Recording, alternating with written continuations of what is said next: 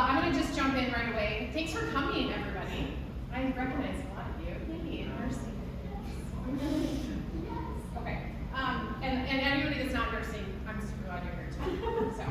And everyone else in the room. Yeah. Okay, well, I just thought I'd first of all just introduce myself because I have not been here super long, and so I don't know if everybody here knows me. But this is my Granny family. No, I'm just kidding. This is my family,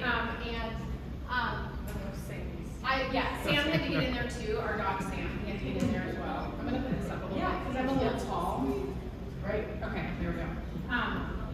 So I have been married for over 23 years. My husband Matt is right here in the green. Hi Matt. Woo-hoo. Yes. And my two boys, Ben and Josiah, are here as well.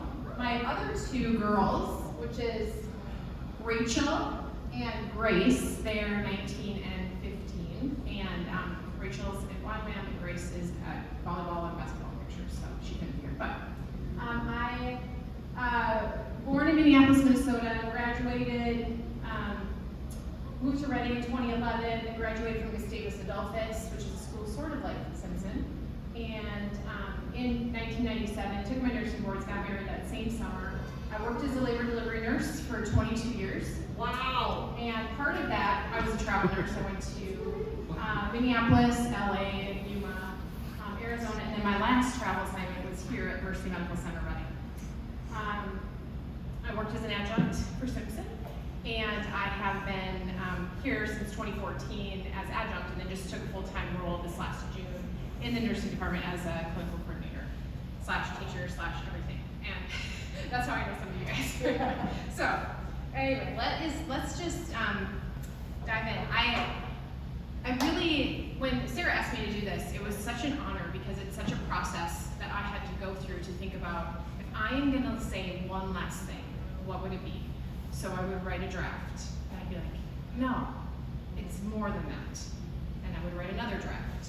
And I just felt like God kind of took me on this process. One last thing. So it would be the final thing that I would say.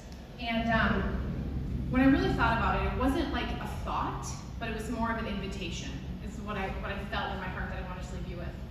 It's an invitation into a journey of becoming known. Many upon hearing that may think that it has to do with how to get more followers on Instagram or Facebook, or how to get retweeted, or how to just become known with a great marketing plan. But it actually has nothing to do with that at all. It's a process that happens between you and God, you and yourself, and you and the people around you. That's the journey of becoming known. So this journey I invite you on tonight consists of 3 areas. First, you'll see up here, you embrace what God says about you. Second, you discover who you are. You discover what you love. You discover what you don't love. And third, you celebrate connection with others in a healthy community. I love thinking about this, and as I pondered presenting this to you guys, it's nothing about nursing, but it's everything about nursing, because it's caring for yourself, caring for others around you, and really growing in your relationship with God, which is really the heart of what we're doing. So first of all, I want to start by just looking at the word known. I really loved digging into this word because really it has such great origins. When I looked at the Greek of the word, it has 2 definitions. The first one is oida, which is knowledge. And knowledge is basically just knowing facts about something. So for example, if I said to you, the roller coaster in New Jersey is the tallest roller coaster in the world. It is 456 feet tall. That is what we would call oida knowledge. That's just factual knowledge. If I said to you that I had ridden on the tallest roller coaster in the world, which is the one in New Jersey, that's what we call ginosko knowledge. That is actually experiential knowledge. That is something you experience. So it's interesting in the New Testament, they use both of those words for the word known.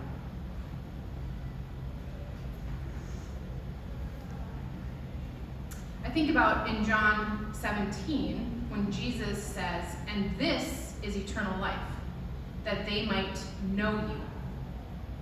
He says, this is eternal life, that they might know you, that we might ginosko God.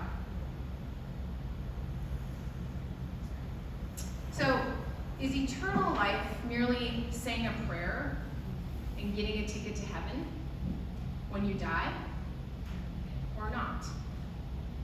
I personally believe it's more.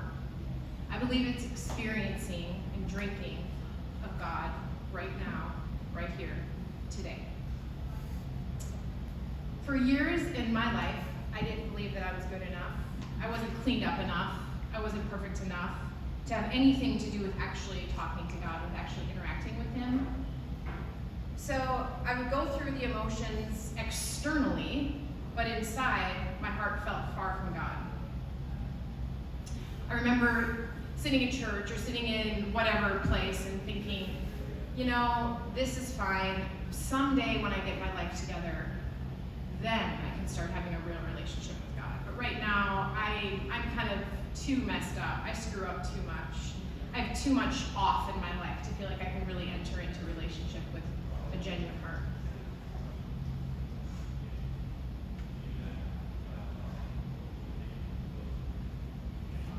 And then I ran across the story of the woman at the well in John 4. See, I studied her and I studied the way that Jesus approached her and the fact that He even did. She was far from perfect, not perfect at all, but He offered her living water. And I thought about that interaction with Jesus, and I thought about how He wasn't even supposed to go talk to her at all. It was noon. She was getting water. The only reason she was getting water at the well that day is because she was not wanted by the other women. Other women would come in the morning, in the cool of the morning, and they would gather the water at that point. And this woman, the Samaritan woman, had to go at the heat of the day, the noon hour, to get the water because nobody else wanted to go with her. Nobody else wanted to be a part of that. But Jesus. So Jesus says to her, I have living water. Drink of my water.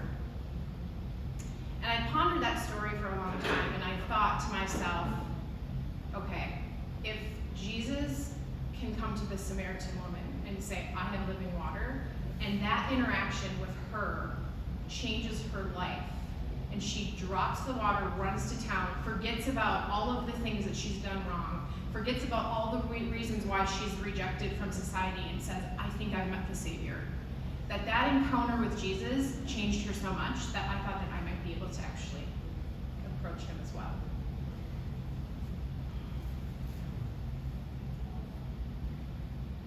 I want to share with you guys a song. I don't know if you've ever heard this song. One of my very favorite songs is called Church in a Chevy, and it's by Jordan Davis. Anybody have heard it? Anybody? Anybody know that song? Anybody like country? Just sing it. We'll see if we can recognize it. It's an awesome song. It's really great.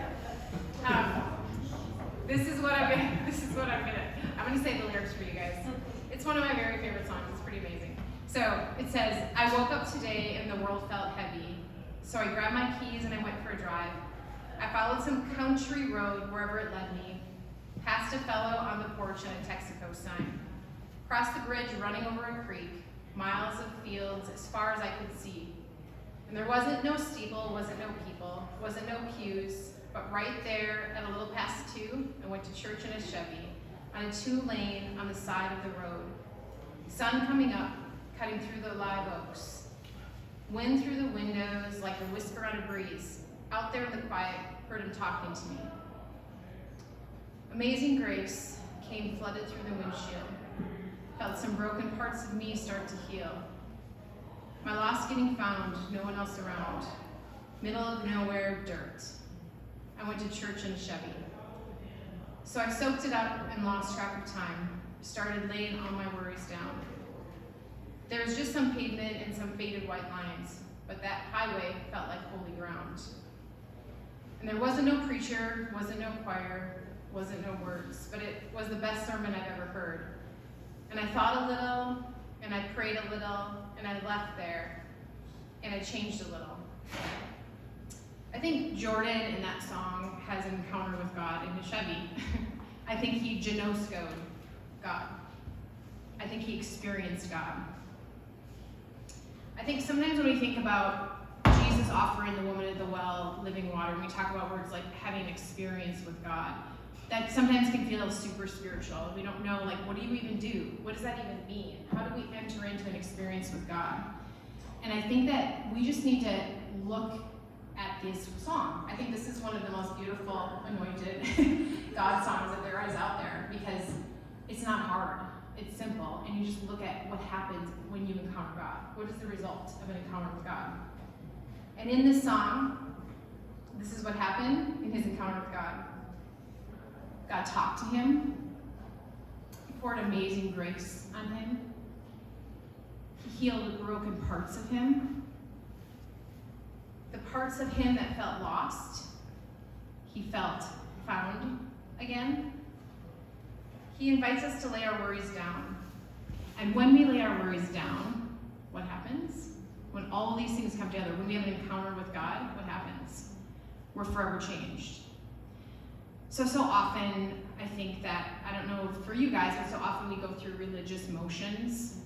We check the box, we do the chapel, we do the whatever it is, and we wonder why our life's not changing. We wonder why we're not changing. And this thing called church, it's really old really fast. Because who wants to spend time doing something where we're not transformed, right? I don't. If I was working out and I never saw any results, would I want to keep doing it? No. I mean, you can have a WIDA knowledge of God, right? We can know about God, but Jesus prays that we would experience him, that we would gnosko him. Because when you experience him, everything changes.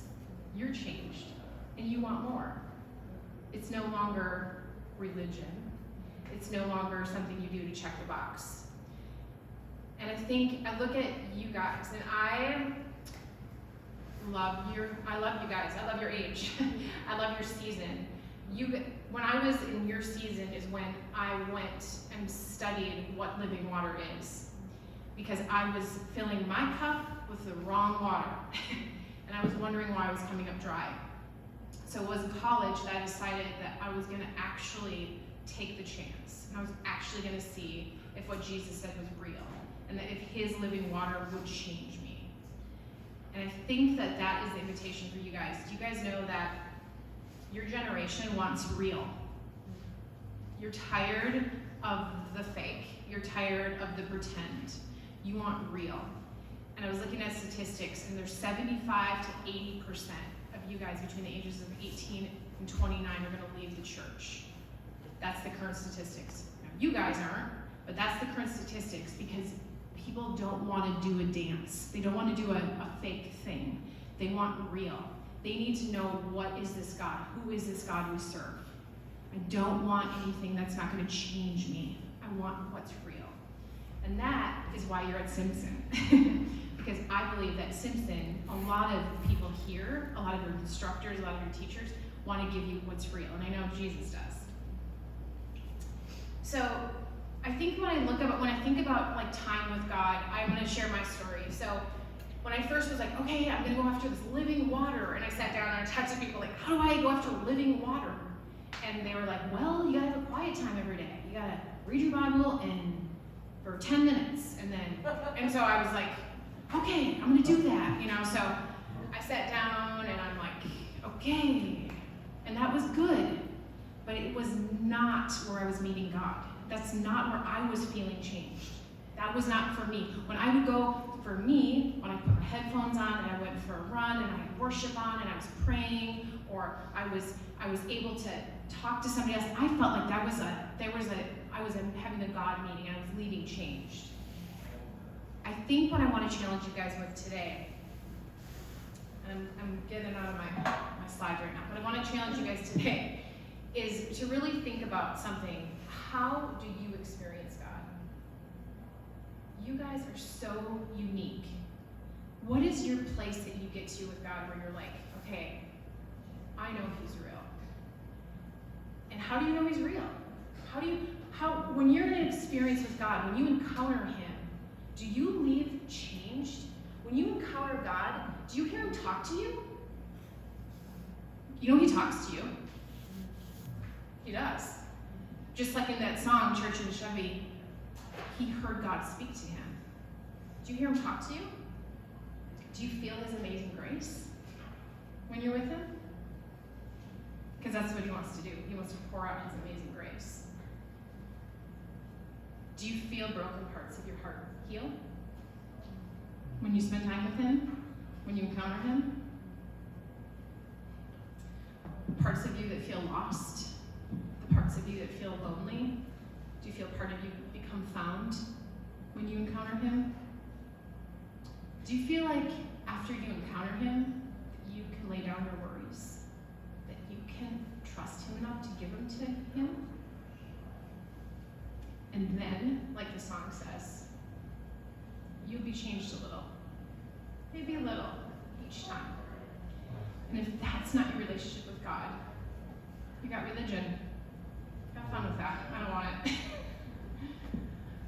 I'm telling you guys right now that God's so real. If I could leave you guys one thing, it would be go after the real. We need you guys too.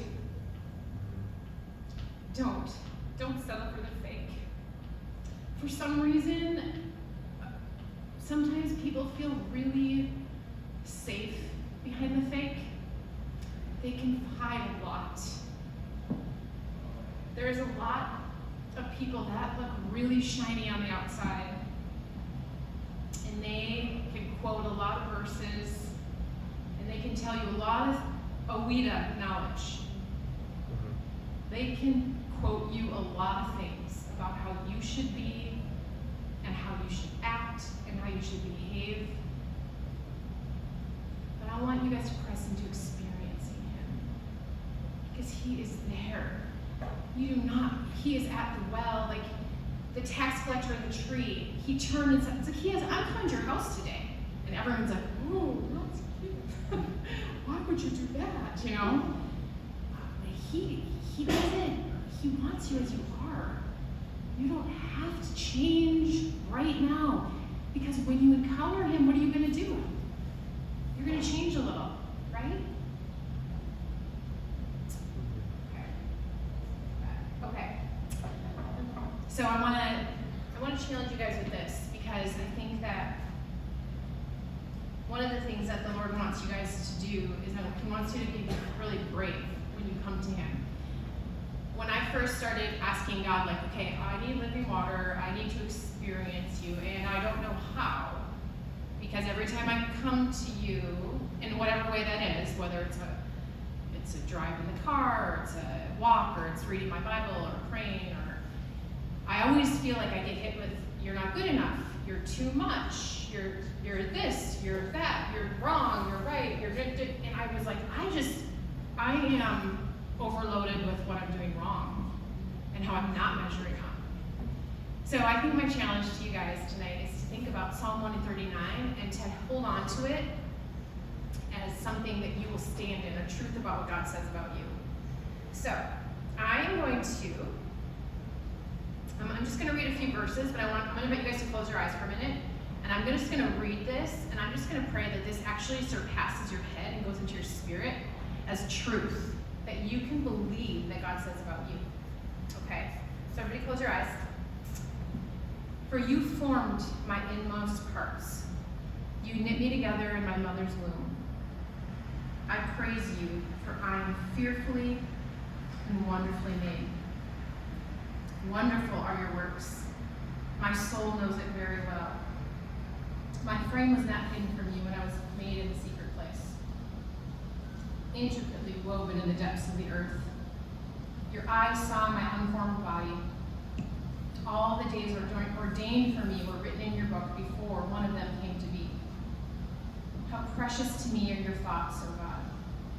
How vast is the sum of them. If I would count them, they would outnumber the grains of the sand. When I awake, I am still with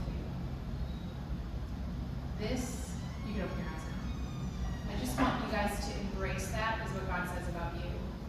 You are fearfully and wonderfully made. And you can enter into his presence with that, knowing that goes before you.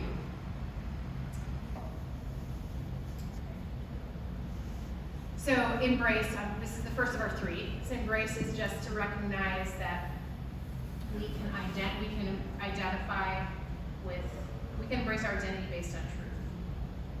But, this is the good news, it doesn't stop there. The next part of becoming known is we get to discover who we are.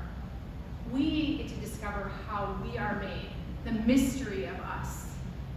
God loves you, He knows you, He formed you, He wants a real encounter with you, and He also wants to be in your process of discovering the way you're made, because we're all super unique. We all have things we like, things we hate, things we enjoy, things we don't enjoy. We are so unique. And I just want to invite you guys into thinking about that with God. How are you made? What's unique about you? These are just a couple of really basic things that I have found as I have pushed into learning about who I am. I didn't really know, honestly, growing up, I didn't really know much about myself. Doesn't that sound weird? Like, I kind of knew how to follow the rules and do what I was supposed to do, but I didn't really know much more than that. And not until I really started digging into some of these tools up here did I really discover some of the things about me. So I really like the Strength Finders. Anybody do the Strength Finders? Anybody do any of these on here? You guys have? Yeah? Which one have you guys liked? Which one's been your favorite? Anybody? Enneagram. Yes, Enneagram. That's probably been my favorite too. Did anybody do Enneagram? Yes. Yes, okay.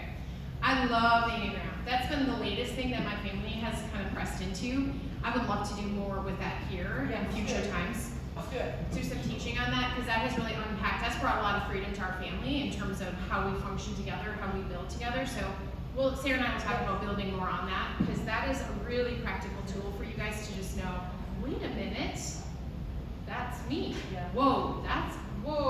So that's a cool tool. Okay. Just when I think about our desires and what we're filling our cup with, I just love this quote by C.S. Lewis. It would seem that our Lord finds our desires not too strong, but too weak.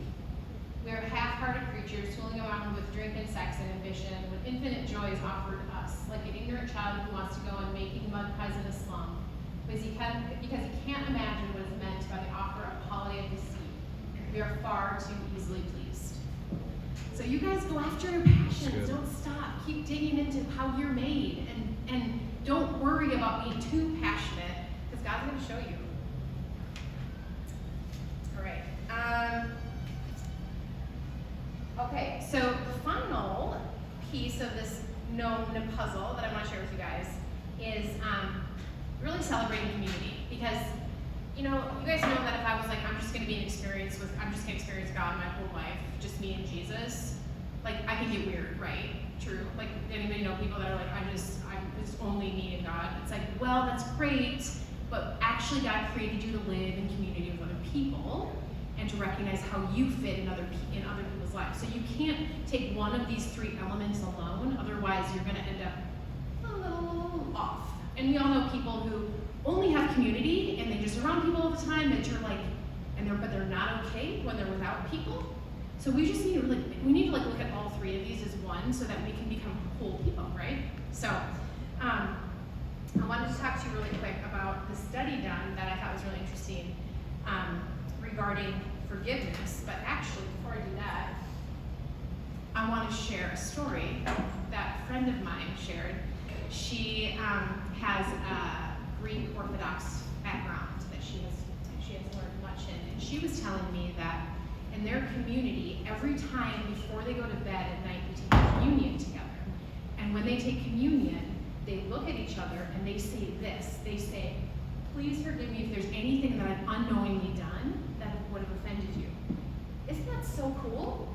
I mean, you are like truly like clearing the slate every night. I mean, I think about that. We talked about that in the family. I'm like, wow, wouldn't that be so amazing if we would do that? I don't know if we're going to start tomorrow, but I would love to. That would be a great thing. But I love just that concept of forgiveness. You meant to. You didn't mean to. I'm forgiving you. Okay, so I want to talk to you a little bit about forgiveness, because I think in healthy community we need to really be looking at offense and forgiveness and how those work together. So a study done by the International Journal of Psychology in 2015 saying a short prayer can boost forgiveness.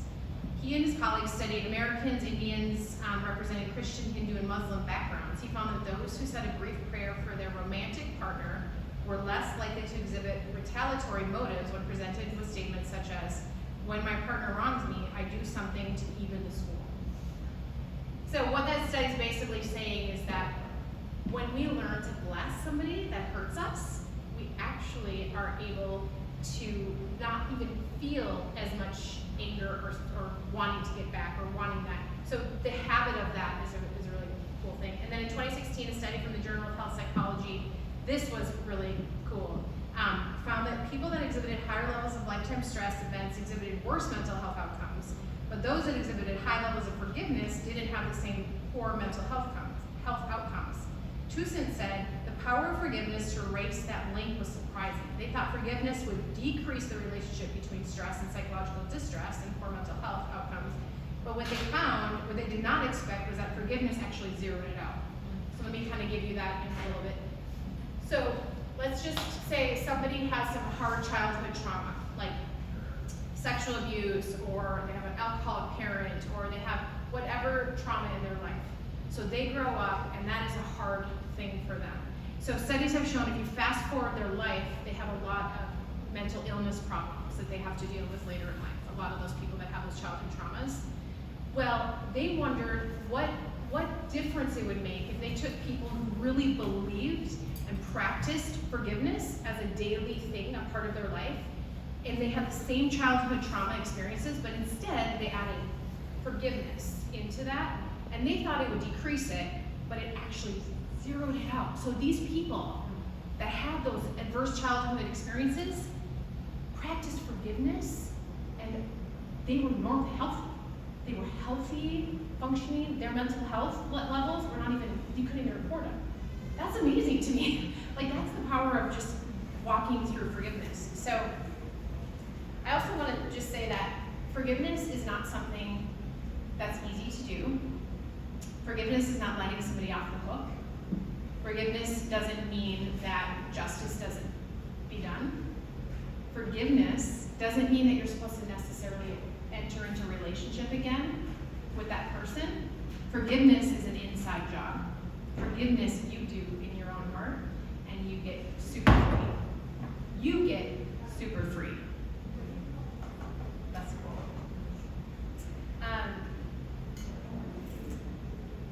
Okay, so being in a healthy community with others takes work.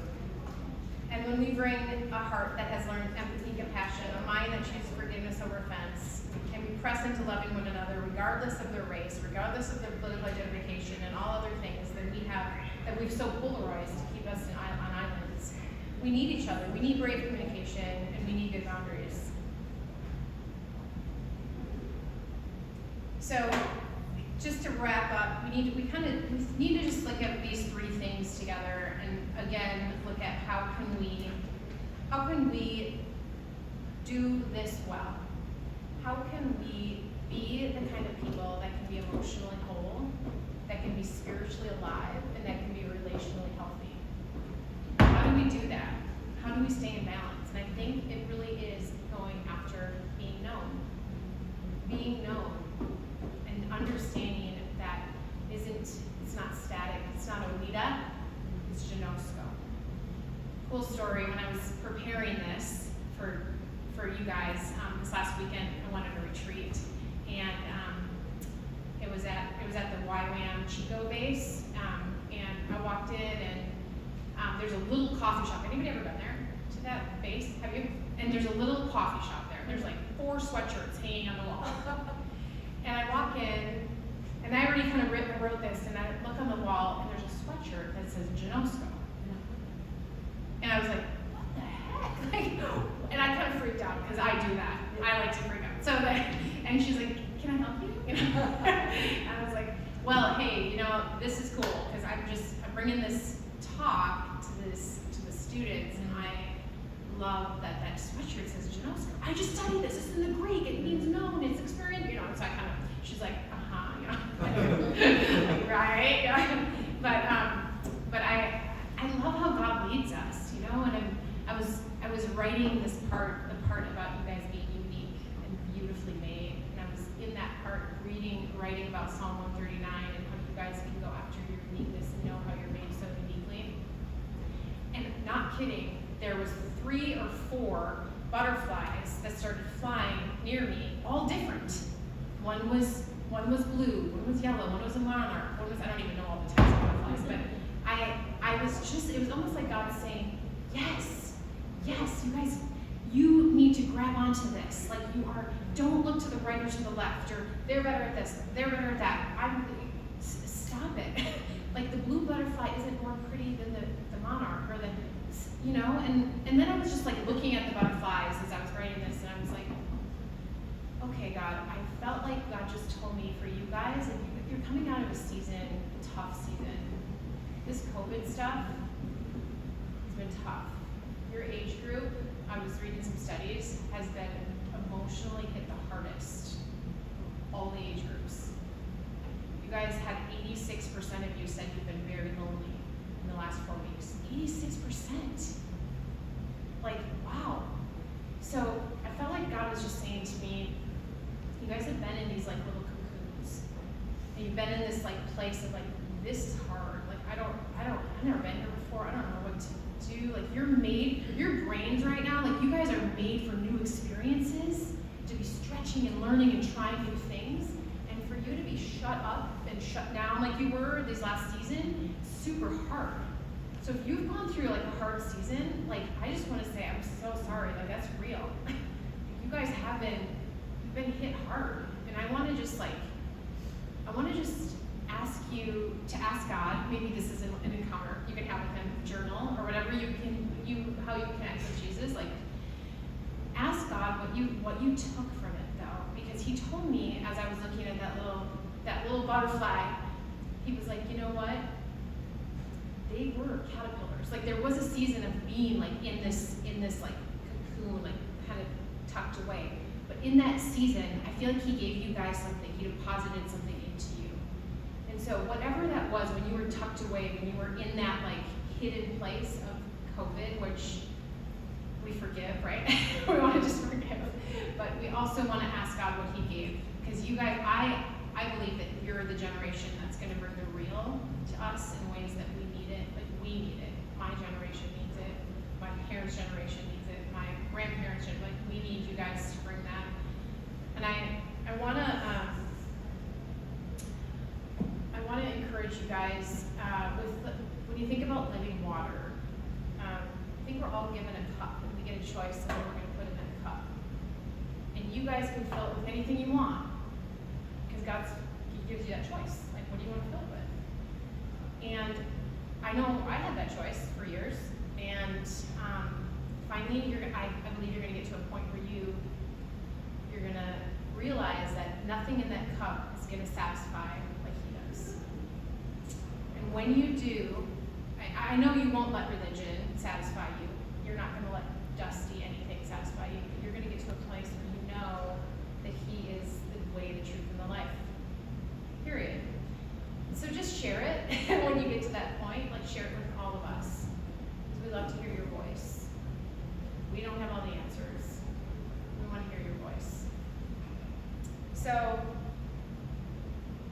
here is the roller coaster that I talked about. It's the Kingda Cup. Kingda Cup.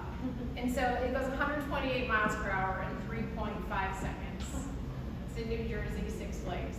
And that thing is crazy. I have not personally been on it, but I invite you guys to be on it. You now know tonight sitting here, I've given you OWIDA information about God and about the roller coaster. But I want to invite you guys to take it from here. So if I could leave you guys with something, I would say take it from here. I would pass the baton. And this is something I thought about with my kids. I was like, what would I say to my kids? I would say, take it from here. Like, do this. Make it real. Make it yours. Know who God is. Experience Him. Know who you are. Discover that.